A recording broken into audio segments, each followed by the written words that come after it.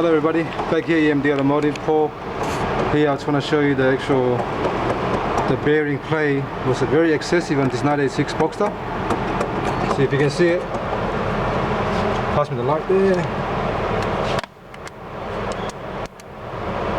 Yep. See that? That bearing was going to fall off. I mean, right off. Really, so we're just going to remove the whole arms and everything off, and then we're going to put a new bearing in there and we'll check it again. Alright? Thanks for watching and please subscribe.